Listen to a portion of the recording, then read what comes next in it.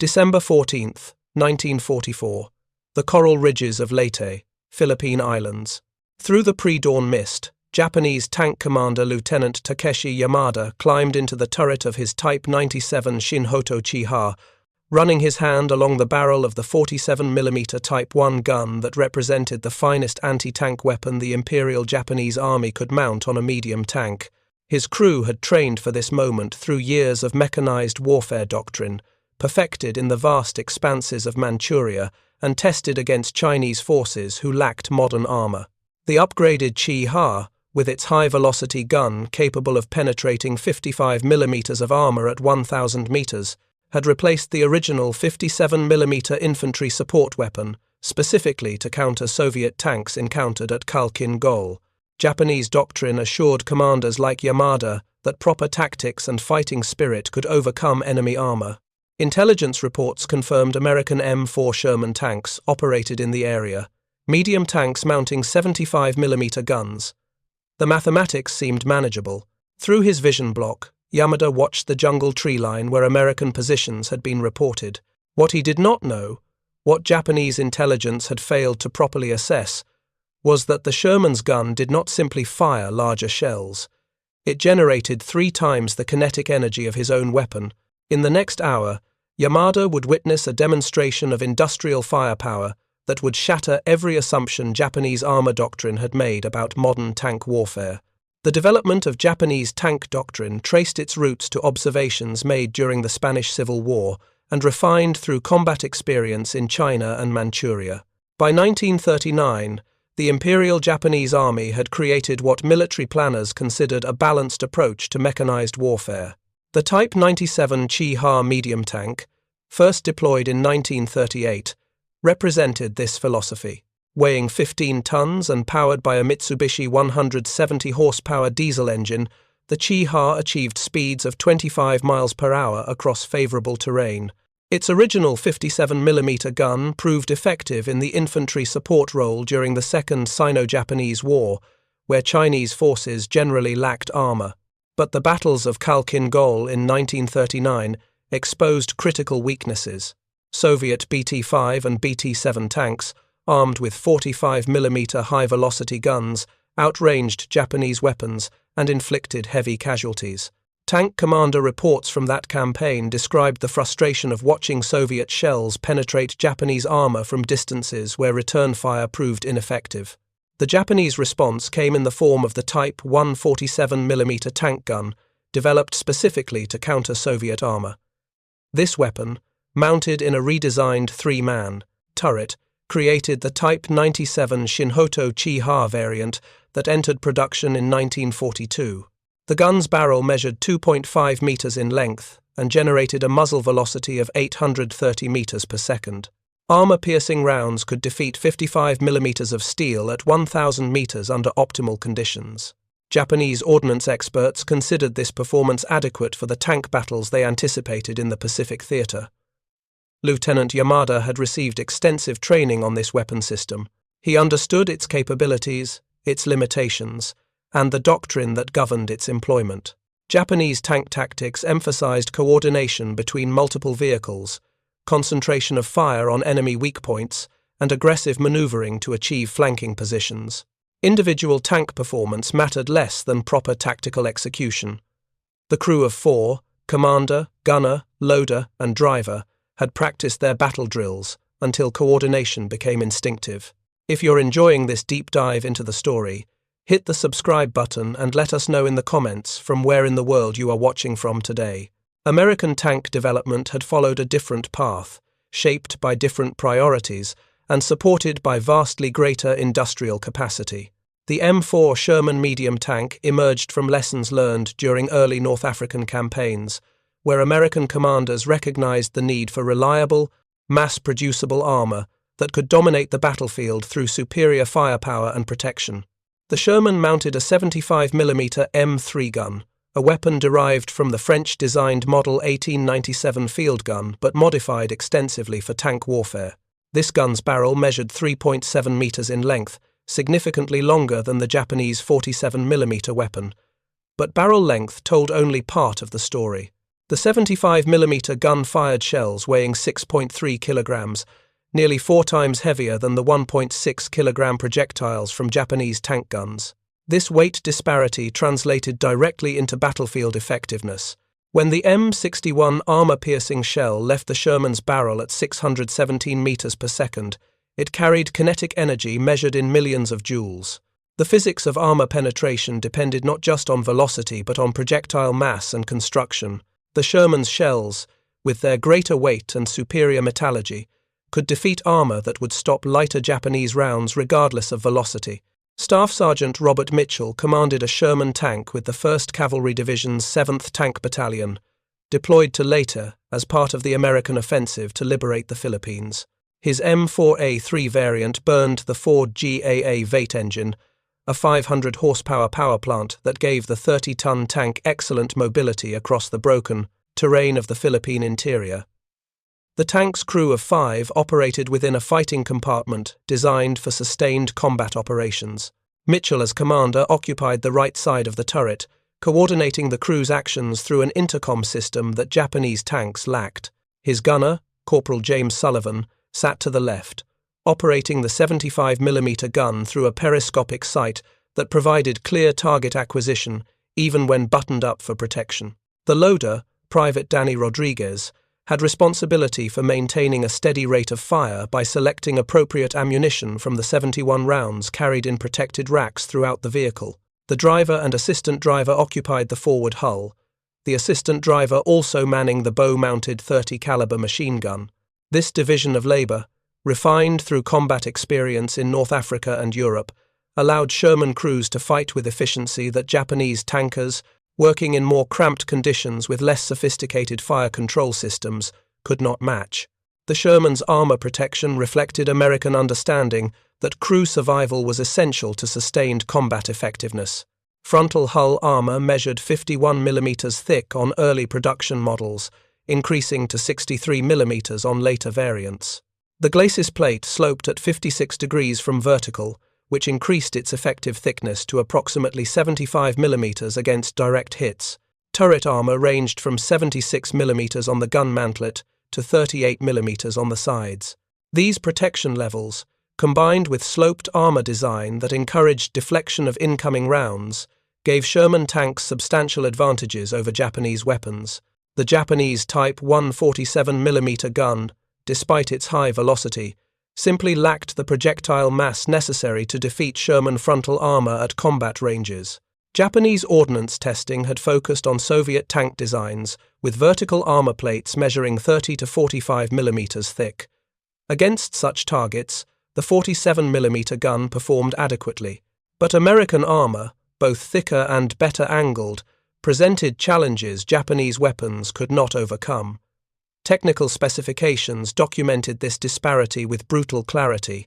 The Sherman's M61 armor-piercing shot could penetrate 81mm of vertical armor at 500 meters, more than sufficient to defeat any surface of the Type 97 Chiha. The Japanese armor-piercing round, by contrast, struggled to penetrate 50mm of vertical plate at the same distance. When angled armor was factored into calculations, the advantage became overwhelming. Lieutenant Yamada's first encounter with American armor came at dawn on December 14th, when his platoon of 3 Chiha tanks advanced through plantation terrain toward reported enemy positions. Japanese reconnaissance had identified American infantry supported by tanks, but specific details about tank types and numbers remained vague. Yamada's orders called for his platoon to conduct a spoiling attack, disrupting American preparations for their advance toward the Japanese defensive line anchored on the high ground overlooking the valley. The mission parameters seemed straightforward. Engage enemy armor at maximum effective range, use terrain for concealment, concentrate fire on individual targets. Japanese doctrine emphasized that 3 tanks working in coordination could overwhelm a single enemy vehicle through massed firepower. Through his commander's cupola, Yamada observed the landscape ahead. Morning mist still clung to the low ground, reducing visibility but providing concealment for his approach. His lead tank, commanded by Sergeant Hiroshi Tanaka, had already reported movement ahead, dark shapes visible through gaps in the vegetation. The report came through hand signals, as radio communication between Japanese tanks remained unreliable even in newer models. Yamada acknowledged with his own hand signal and ordered his platoon to take up firing positions along a low ridge that offered clear fields of fire toward the American positions. Staff Sergeant Mitchell's Sherman had been positioned in a hull-down location behind a natural berm, only the turret exposed to observation from the valley below. His crew had spent the previous evening improving this position, using the tank's weight and power to push earth and vegetation into a protective berm that concealed the lower hull while allowing the turret to traverse freely. Mitchell observed the Japanese approach through his commander's periscope, a device that provided superior visibility compared to the direct optical sights Japanese tanks relied upon. The enemy tanks appeared small in his optics, their low silhouettes making them difficult targets at long range, but Mitchell had fought armor before.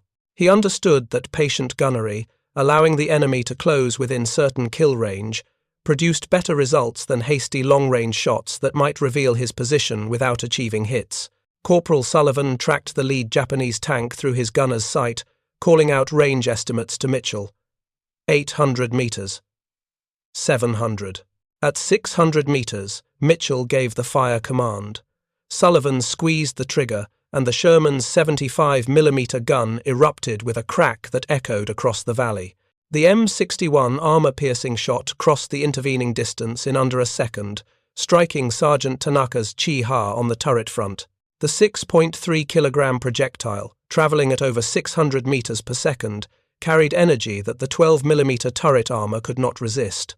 The shell punched through the steel plate as if it were sheet metal, the penetration so complete that the projectile maintained sufficient energy to continue through the turret interior, killing the gunner and loader instantly before exiting through the thin rear plate. Inside Lieutenant Yamada's tank, the sound of the enemy shot carried clearly even over the rumble of his own engine. He saw Tanaka's tank stagger from the impact, smoke beginning to pour from the turret hatches as the surviving crew members scrambled to escape the disabled vehicle. The realization hit Yamada like a physical blow.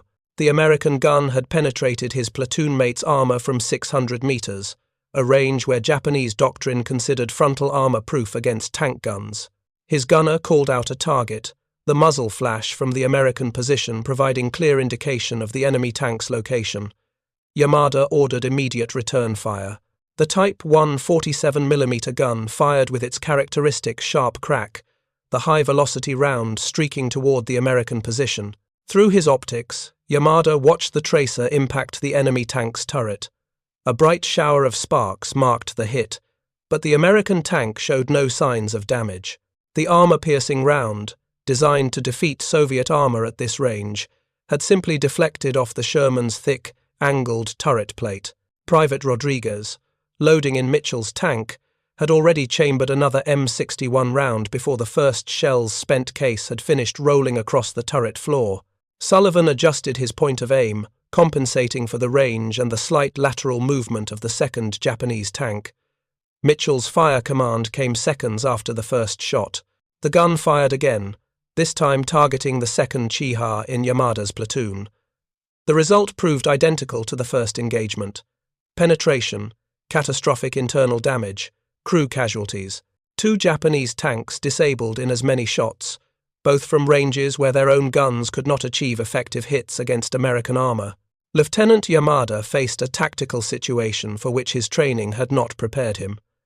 His remaining tank, the platoon's sole survivor, could not damage the enemy from current range.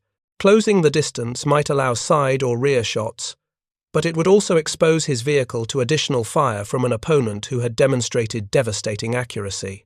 Japanese doctrine called for aggressive action, for pressing attacks despite casualties. But doctrine had not anticipated weapons with 3 times the effective firepower of Japanese guns. The disparity Yamada faced extended beyond simple statistics about gun caliber or shell weight. The Sherman's entire fire control system, from optics to ammunition handling to crew training, had been designed around the principle of first-round hits at combat ranges. American tank crews trained extensively in gunnery, firing hundreds of practice rounds to develop the muscle memory and coordination that turned doctrine into battlefield results. Japanese tank crews, constrained by ammunition shortages and training limitations, could not match this level of preparation. The result was evident in the exchange of fire that continued as Yamada attempted to maneuver for better position.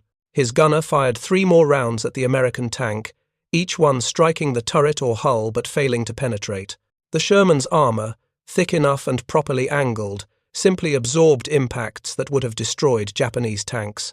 Meanwhile, Sullivan methodically adjusted his aim, waiting for Yamada's tank to present a clear shot. When it came, the result was foreordained by physics and metallurgy. The 75mm shell, carrying 3 times the kinetic energy of its Japanese counterpart, penetrated the Chiha's frontal armor at a range where Yamada's gun remained ineffective. The projectile continued through the fighting compartment, and Lieutenant Yamada's last conscious thought was recognition that Japanese tank doctrine had been built on assumptions that American firepower had rendered obsolete. The technical reality that destroyed Lieutenant Yamada's platoon reflected engineering decisions made years earlier in American and Japanese tank design bureaus. The disparity in firepower did not result from a single factor, but from cascading differences in industrial philosophy, resource allocation, and tactical doctrine. American tank designers, working within an industrial economy capable of supporting multiple competing priorities, had chosen to maximize battlefield effectiveness, even at the cost of complexity and resource consumption. Japanese designers, constrained by limited raw materials and competing demands from naval construction programs, had prioritized efficiency and cost reduction over raw combat power.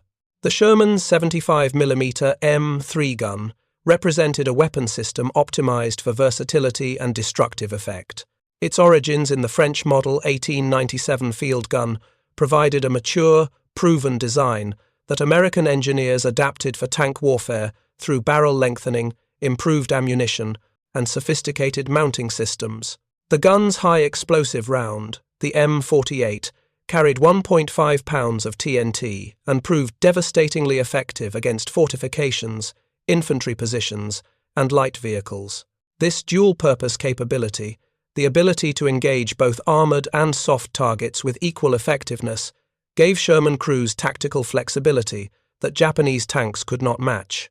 The Type 97 Chiha's 47mm gun, by contrast, had been designed specifically as an anti-tank weapon.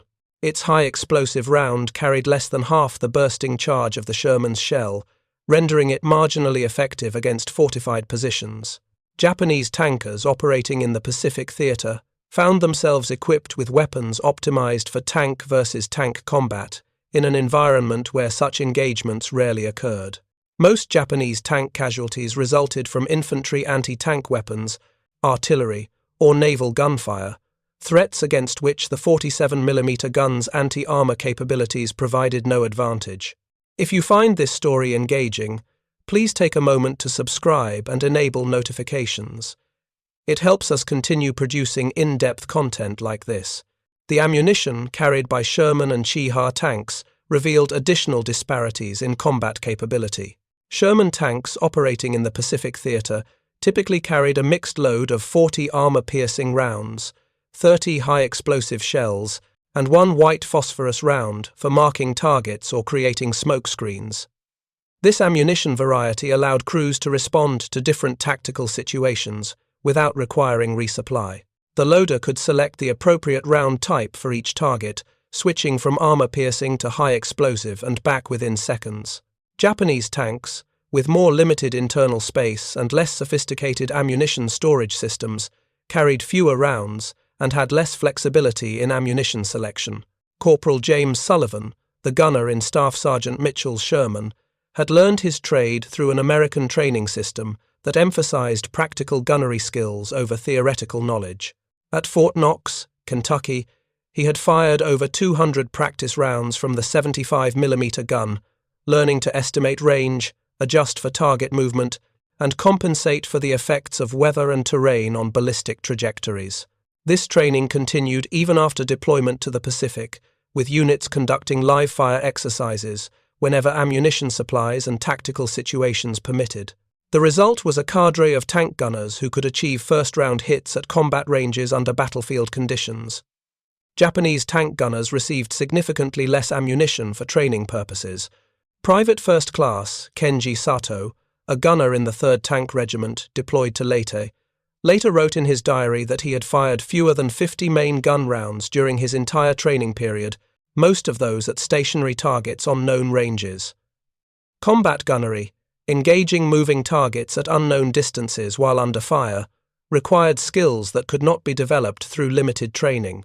When Japanese tanks encountered American armor, the technical disadvantages of their weapons were compounded by crew proficiency gaps that made effective gunnery nearly impossible.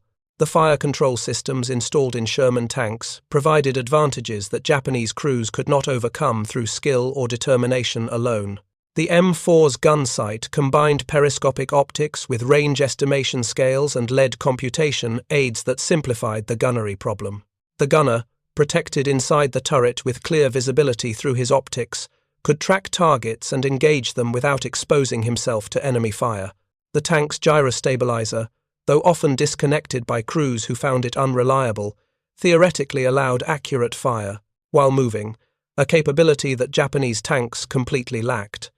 Japanese tanks relied on direct optical sights that required the gunner to expose his vision to the target, limiting his ability to observe while under fire and reducing accuracy through increased stress and limited field of view. The engagement that had destroyed Yamada's platoon represented a pattern repeated throughout the Pacific theater whenever Japanese armor confronted American tanks. At Saipan in June 1944, the largest tank battle of the Pacific War had demonstrated the futility of Japanese armored doctrine against Sherman firepower. Colonel Yoshitsugu Guto had led 44 tanks, a mix of Type 97 Ki-Ha and Type 95 Hago light tanks, in a night assault against Marine positions. By dawn, 42 of those tanks lay destroyed or abandoned, victims of weapons they could not effectively engage. Marine tank crews had discovered that armor-piercing rounds often passed completely through Japanese tanks without causing significant damage, the shells penetrating the thin armor so easily that they failed to detonate their explosive fillers inside the target. The solution, switching to high-explosive rounds that detonated on impact and destroyed Japanese tanks through blast effect rather than penetration, became standard procedure for American crews engaging Japanese armor. The disparity in tank firepower reflected broader differences in how American and Japanese military industries approached weapons development. American tank design emphasized crew survivability, mechanical reliability, and sustained combat effectiveness. The Sherman's spacious interior allowed crew members to work efficiently even during extended engagements. Its reliable Ford engine, mass-produced using automotive industry techniques, rarely failed in combat. The tank's maintenance requirements, designed around field repair capabilities, meant that damaged vehicles could often be returned to service within hours rather than being written off as total losses. Japanese tank design, influenced by resource constraints and different tactical priorities, sacrificed crew comfort and mechanical sophistication for reduced production costs and simplified manufacturing. The Type 97 Chi-Ha's cramped interior forced crew members to work in conditions that produced fatigue during sustained operations. Its Mitsubishi diesel engine, though more fuel-efficient than American gasoline power plants, required specialized maintenance that field units often could not provide. Battle damage that American mechanics would consider repairable often rendered Japanese tanks permanently inoperable due to lack of spare parts or qualified repair personnel. Staff Sergeant Mitchell's crew had developed techniques for maximizing their tank's combat effectiveness through experience gained in previous engagements.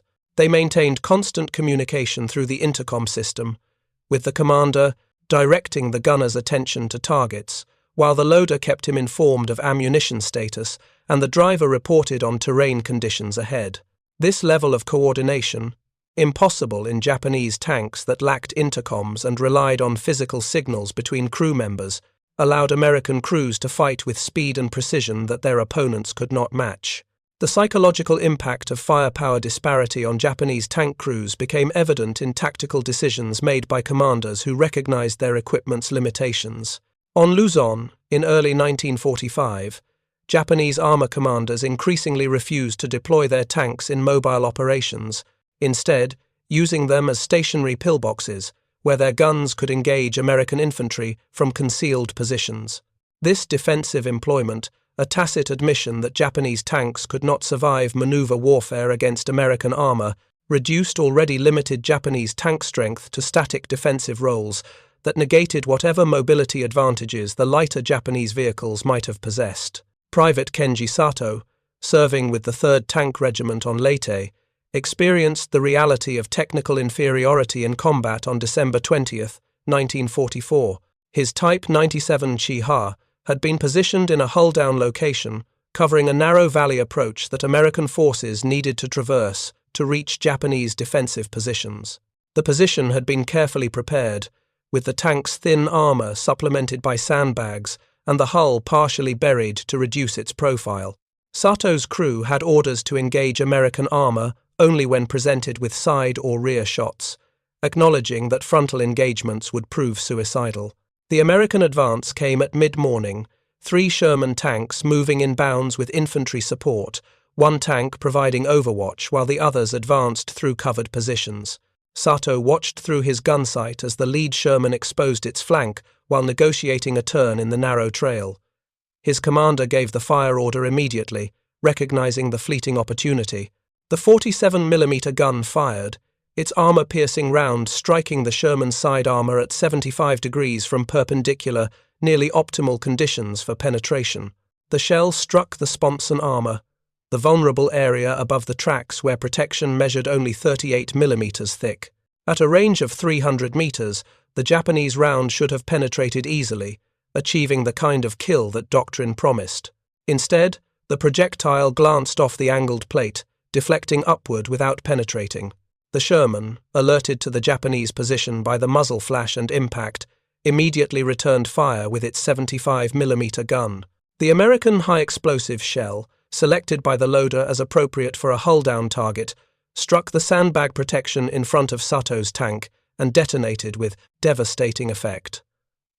The blast wave, carrying fragments of steel and concrete, swept through the open vision ports and hatches that Japanese crews needed for observation and ventilation. Sato survived the initial explosion but found himself in a disabled tank with casualties among his crew and American infantry advancing on his position with flamethrowers and demolition charges. The engagement had lasted less than 30 seconds from first shot to the moment Sato abandoned his tank, and it demonstrated the tactical reality Japanese tankers faced throughout the Pacific Campaign. The industrial capacity that produced Sherman tanks in quantities Japanese industry could not match also ensured that American tank losses, even when significant, could be rapidly replaced. The United States manufactured 49,324 Sherman tanks between 1942 and 1945, an average of over 1,000 tanks per month during peak production periods. Japanese industry, producing approximately 2,000 Type 97 Chiha tanks throughout the entire war, could not sustain losses or maintain frontline strength at levels necessary for effective armored operations. Marine Captain Robert Hayes, commanding a tank company with the 1st Tank Battalion on Peleliu, observed this disparity firsthand during the September 1944 campaign. His company had landed with 14 Sherman tanks and sustained losses of 3 vehicles to Japanese anti-tank guns and mines during the first week of fighting. Within 10 days, replacement tanks arrived from depot ships offshore, and his company returned to full strength without any reduction in combat effectiveness. Japanese tank units, suffering similar loss rates, could not replace vehicles or crew members, resulting in steadily declining combat power until effective armored strength ceased to exist. The training pipeline that produced American tank crews ensured a steady supply of qualified replacements who could maintain unit effectiveness despite casualties. Fort Knox graduated hundreds of tank crewmen monthly, each trained to minimum standards that emphasized practical skills over theoretical knowledge. These replacements, while inexperienced in combat, possessed fundamental competencies in gunnery, maintenance, and crew coordination that allowed them to contribute effectively to veteran units.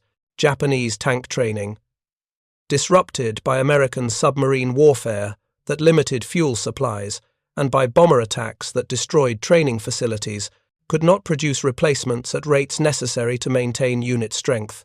The ammunition logistics that supported American armored operations reflected industrial capacity applied to military needs without resource constraints. Each Sherman tank consumed an average of 20 to 30 main gun rounds during a day of heavy combat, plus thousands of machine gun rounds for secondary armament. American supply chains delivered these materials to forward positions with reliability that Japanese commanders could only envy. Ammunition ships arriving at captured ports daily discharged thousands of tons of ordnance, including the specialized rounds that gave Sherman crews tactical flexibility. White phosphorus shells for marking targets, high-explosive rounds for fortifications, armor-piercing shot for enemy tanks, all available in quantities that allowed crews to select ammunition based on tactical requirements rather than supply limitations. Japanese ammunition supply, by contrast, represented a constant struggle against American submarine interdiction and limited production capacity. Tank units arriving in the Philippines or Pacific Islands often carried only basic combat loads, with no prospect of resupply once initial stocks were exhausted. Crews learned to conserve ammunition, firing only when targets presented opportunities for certain kills. This conservation, forced by logistical reality, further reduced Japanese tank effectiveness by preventing the kind of sustained fire that might compensate for inferior weapons through sheer volume. The maintenance support available to American tank units ensured that mechanical reliability, already superior to Japanese standards, translated into sustained operational readiness. Each tank battalion included an organic maintenance company, equipped with specialized tools, spare parts, and trained mechanics who could conduct field repairs on everything from engine replacements to turret ring maintenance. Damaged tanks recovered from the battlefield typically returned to service within days, often within hours for minor repairs. This maintenance capability, supported by supply chains that delivered spare parts as readily as ammunition, kept American tank battalions at operational strength far higher than their Japanese counterparts could maintain. Japanese tank maintenance suffered from multiple constraints. Spare parts, manufactured in limited quantities and subject to submarine interdiction during transport, rarely reached forward units in sufficient numbers. Mechanics, trained on specific vehicle variants, often lacked the tools or knowledge to repair other types. Battle damage that would require only hours to repair in American units often resulted in permanent vehicle loss for Japanese forces. The cumulative effect of these maintenance limitations meant that Japanese tank strength declined through mechanical attrition even without combat losses. The tactical employment of Sherman tanks in the Pacific Theater evolved to exploit their firepower advantages while minimizing exposure to Japanese anti-tank weapons. Tank infantry teams, with squads of Marines or soldiers riding on the vehicles or advancing immediately behind them, provided mutual support that maximized both arms' effectiveness. The infantry protected tanks from close-range attacks by suicide squads carrying magnetic mines or satchel charges. The tanks provided direct fire support against fortifications and machine gun positions that pinned down infantry advances. This combined arms coordination, refined through combat experience and formalized in training doctrine, created tactical systems that Japanese forces struggled to counter. Japanese defensive tactics attempted to compensate for tank inferiority through elaborate preparations that channeled American armor into killing zones covered by anti-tank guns and prepared demolitions. On Iwo Jima, in February 1945, Japanese defenders constructed tank traps, minefields, and bunker complexes designed to separate American tanks from their infantry support and destroy the vehicles through concentrated fire. These defenses achieved some success, inflicting the highest single-day tank losses of the Pacific War on American armored units. But even this success proved temporary, as American forces adapted their tactics, brought forward additional engineering support, and systematically reduced Japanese positions through firepower that defenders could not match. The final campaigns of the Pacific War demonstrated the complete obsolescence of Japanese armored doctrine when confronted by American tank firepower. On Okinawa from April through June 1945, the remnants of Japanese tank forces, fewer than 30 vehicles total, faced over 800 American tanks supported by unlimited ammunition, fuel, and replacement vehicles. Japanese commanders, recognizing the futility of armored counterattacks, employed their remaining tanks as stationary gun positions buried in defensive works. Even this desperate expedient failed to preserve Japanese armor, as American tank infantry teams systematically eliminated each position through overwhelming firepower supported by artillery, naval guns, and airstrikes. The disparity in tank firepower that characterized Pacific War armored engagements reflected fundamental differences in how American and Japanese military establishments approached industrial warfare. American doctrine, shaped by observation of European combat, and supported by resources that seemed unlimited compared to Japanese constraints, emphasized overwhelming material superiority as the path to victory. Japanese doctrine, influenced by resource scarcity and belief in spiritual factors overcoming material disadvantages, proved incapable of compensating for weapons that were simply inadequate for the combat they faced. The 3-to-1 firepower advantage that Sherman tanks enjoyed over their Japanese counterparts determined battlefield outcomes with mathematical certainty that no amount of courage or tactical skill could overcome. The strategic implications of Japanese tank inferiority extended far beyond individual battlefield defeats to encompass fundamental questions about how the Imperial Japanese Army had prepared for Pacific warfare. The Type 97 Chiha, adequate for operations in China against opponents who lacked modern armor and anti-tank weapons, proved catastrophically inadequate against American forces equipped with weapons designed for European-scale mechanized warfare. This mismatch reflected planning failures that reached to the highest levels of Japanese military leadership. By 1944, Japanese ordnance officers understood the disparity between their tanks and American armor. Intelligence reports from units that had encountered Sherman tanks provided detailed accounts of Japanese weapons' ineffectiveness and American firepower superiority. These reports prompted development of improved tank designs, including the Type 3 Chi-Nu medium tank, armed with a 75mm gun comparable to the Sherman's weapon. But industrial limitations and Allied bombing campaigns prevented meaningful production of these improved designs. Only 166 Type 3 tanks were completed before war's end, and none saw combat, held in reserve for the expected invasion of the Japanese home islands that never came. The human cost of fighting with inadequate weapons weighed heavily on Japanese tank crews who understood their disadvantages but remained committed to their missions. Sergeant Hiroshi Nakamura, a tank commander with the 4th Tank Regiment, wrote in a letter to his family in March 1945 that facing American Shermans felt like fighting with bamboo spears against steel swords. His regiment, equipped with Type 97 tanks whose guns could not penetrate enemy armor, had been ordered to conduct delaying actions against American advances on Luzon. Nakamura's tank was destroyed in its first engagement with American armor. The 75mm shell from a Sherman penetrating his vehicle's turret and killing 3 of his 4 crew members. He survived with severe burns, evacuated to a field hospital where he would eventually die from his injuries.